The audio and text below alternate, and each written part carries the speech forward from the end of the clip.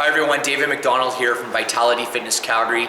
Today we're going to go over the 6 things that you need to know before you hire a personal trainer, join a gym, or join a group exercise program. These are 6 things that you want to be able to put a check mark beside before you hire someone to help you with your health and fitness goals.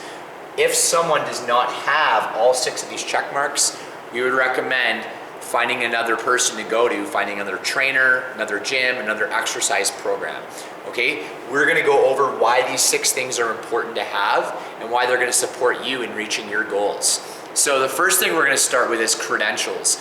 Anytime you hire a trainer, you decide to get a gym membership, you join a group exercise program, you join a facility that specializes in boot camps or group training, you want to make sure the people that are going to be assisting you with your health and fitness goals have the credentials to actually be teaching you what they're teaching you. Quite honestly, I think this is one of the biggest problems with the health and fitness industry is that there isn't a really high standard for trainers to meet. You can literally go and get a weekend course and become a personal trainer by Tuesday. And I have a huge problem with that. And as a consumer, I think you should have a huge problem with that because not only is your safety in their hands, but your health and well-being is in their hands as well. So the people that you're going to be spending your hard-earned money with, you want to make sure that they have certifications and that they have the credentials to be teaching you what they're teaching you. So when I say credentials and certifications, number 1, the bare minimum has to be a certification in personal training. Drop my marker there. Okay, they got to have a certification in personal training. So there's different organizations that you can get certified through. At the end of the day, they have to have that certification showing you that they're somewhat qualified to be teaching health and exercise. The second thing is you want to make sure they have certifications in other aspects of training. So movement assessment, movement screening, nutrition, TRX training, anatomy, physiology. They got to have a really good working knowledge of anatomy and physiology in order to be credible in this field. Okay, so having supplementary certifications in those areas is very important. If they don't have certifications in those areas, then they at least have to have experience, okay, learning anatomy, physiology, nutrition, things like that. So experience can also go a long way and being mentored by other people. So they don't necessarily need to have on-paper credentials. Okay, they can have experience or credentials via experience. But at the end of the day, the bare minimum is a certification in personal training and a certification in at least a few of the areas that I mentioned. So credentials is big. Now the other thing with credentials that can be icing on the cake is if this person that you're looking to hire has a degree, maybe a degree in kinesiology, they have a master's in kinesiology, they have a master's or a bachelor's degree in exercise science, they have a certification and they're certified as an exercise physiologist. That's a very high level certification through CSEP. So these are some of the things that you could also look for with credentials, okay? They don't need to have a degree. You don't need to have a degree to be a great trainer, but it does help. It does give you a little bit more of a knowledge advantage over someone who maybe just got their weekend certification. So that's the other thing that you want to look for. The next thing that you want to make sure the trainer you hire does is they customize the workout for you. So another huge challenge in our industry is that a lot of trainers don't personalize and tailor the workout to the individual. You know, they tend to give blanket programs and one-size-fits-all programs for the people that they work with. And the reason why this can be dangerous is because everyone is different. We all have different limitations, different strengths. We all have different goals. You know, we all have a different level of ability. We all have a different level of motivation. We all have a different level of understanding of exercise, nutrition, fitness, things like that. So all of these factors need to be considered when you're working with a client or when you're going to be hiring on a trainer to work with you. So you got to make sure that that person is going to take the time to customize the workout to fit you because you are an individual and you are going to have different needs from the next person. So if you notice that the trainer or the program that you're looking to join, it's a one-size-fits-all workout, that's a huge red flag because they're not working at your level. They're not customizing or altering the workout to suit your needs and to suit your fitness level. So you want to make sure whoever you're going to hire or work with customizes the workout for you and your needs. Okay, the next thing we got to look at here is correcting form. So believe it or not, it's amazing how many times I've walked into the gym and I've seen people working with personal trainers, and the personal trainer's not really correcting their form. And this person is paying them, $70, $80 an hour, and they're paying them very good money, and they're not getting that form correction.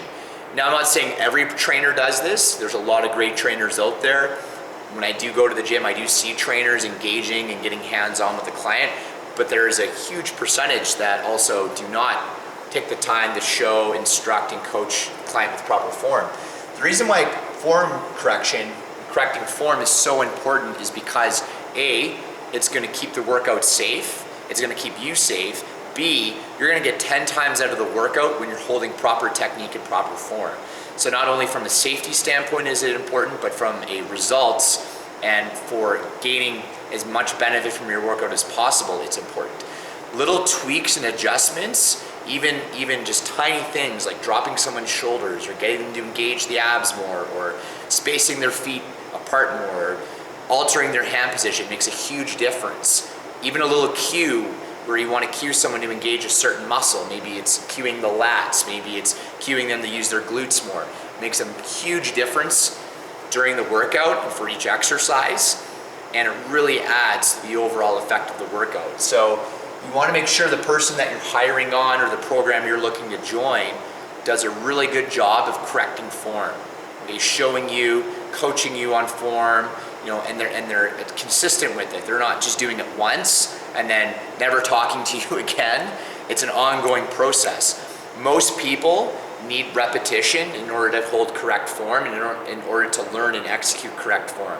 Okay, it's a process, it takes time, it's a long-term investment, okay, and it takes a lot of practice and patience on the part of the client and the trainer. So form correction not only needs to happen initially, it needs to be an ongoing thing. It's an evolution, it's a process. So form correction, got to make sure whoever you're working with is correcting your form. The fourth thing is nutrition coaching. So whenever you are looking to hire a trainer, join a program, you always want to make sure that they have support in place for nutrition. So that could mean they provide you with meal plans, that could mean they sit down with you and work with you one-on-one and help you change your diet. That could also mean they have a team of people around them, maybe nutritionists or dietitians that they can refer you out to and that they work hand in hand with. But at the end of the day, the gym or the program that you're looking to join, they got to provide nutrition coaching. The reason why is because nutrition creates 80% of the progress and results that you're going to see. Okay, I'm going to give you guys a little bit of a thought exercise here. So for most of us, we spend about 3 to 5 hours a week in the gym training.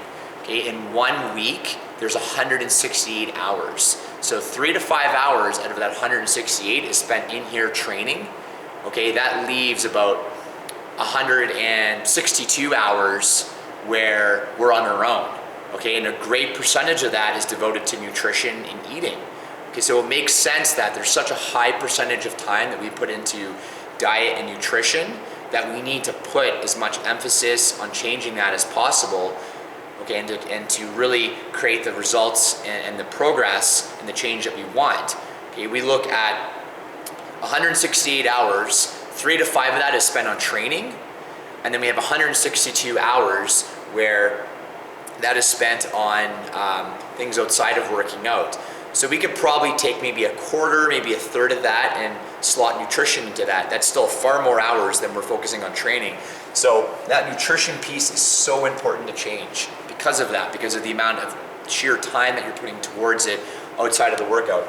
So there has to be some kind of system in place where you're being taught how to eat healthy, you have someone recommending tweaks to your diet, you have someone giving you a plan to follow, or you're getting referred out to someone that can help you with that. So nutrition coaching has to be part of the program that you join. The next thing we recommend is when you're hiring on a trainer looking to join a gym is there's something in place to track your progress. Okay, so whether that's measurements, whether that is a weigh-in every 6 to 8 weeks, whether that's fitness testing, there's got to be something in place to track your progress. Okay, The saying goes, what doesn't get measured doesn't get managed. Okay, so if you're not measuring and if you're not tracking your progress, well, how the heck do you know if you're changing? How do you know if the time and the money and the investment that you're putting into your health is paying off? Well, you need to be tracking that. It's no different than financial investments. Okay, you can put $1,000 every month into an investment. Well, you got to know if you're getting a return on your money, and if you're losing money, well, you got to change something. Same thing goes for your health and fitness. If you're putting the time, the money, and the effort in every single month, and you have no way of seeing your return, well, then you're wasting your time, effort, and money. So you got to have a way of tracking your progress. It's very, very important. So the gym that you join, the trainer that you hire, make sure they have a system in place for tracking your progress. And I would even ask them that question. You know, if you have a free session or a free consultation, ask the trainer or ask the person you're going to be working with, do you have a way of tracking my progress? You know, how are you going to be tracking my progress on a regular basis? And the last thing we have here is movement assessments.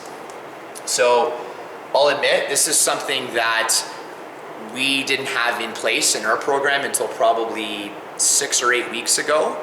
And it was one of the things that was a weak link with our program. We didn't have a way of assessing movement and assessing movement in the sense of diagnosing certain things that could cause injury to that client. Okay, that's where movement assessments are very important. All a movement assessment is going to be a series of movement tests a trainer is going to take you through, and from those tests, they're going to be able to identify what your weak points are, what the points that you have that could cause injury, and how to start correcting some of these limitations that you have. There are guaranteed exercises that are out there that you're doing that you should not be doing, and if you had a movement assessment, that movement assessment would tell you that that exercise is not something you should do right now. Do this instead, and here's how you can correct that limitation. So the reason why movement assessments are so important is they're going to prevent injury. Okay, they're going to allow you to see if there's exercises that you're doing that you maybe shouldn't be doing because they could exacerbate an injury or they could lead to an injury down the road. So safety is the big thing here. The other thing it allows you to do is it allows you to have the workout more customized to fit your needs. So if overhead shoulder presses are a no-no because your shoulder mobility is pretty crappy, okay, then you can't be doing overhead shoulder presses. You gotta work on creating more overhead mobility, more shoulder mobility, opening up the pecs. Okay, so overhead work is a no-no. You're better off doing something else. So that's where movement assessments can allow the training to be customized to meet your needs and to keep you safe, to keep you pain-free, and to keep you injury-free. So these are the 6 things that you wanna look for when you're hiring a trainer, okay, when you're looking to join a gym. And if you don't have 6 check marks beside each of these, so you don't have a check mark here all the way down to number 6, then you gotta look at hiring someone else or joining another gym. Okay, and the reason why is this is gonna ensure you get the best results, you stay safe, you stay pain-free, okay, and that your hard-earned dollars are getting a good return. Okay, the money and the time that you're spending on your health and fitness is paying off. I'm David MacDonald from Vitality Fitness Calgary. Thanks so much for watching, and we'll see you soon.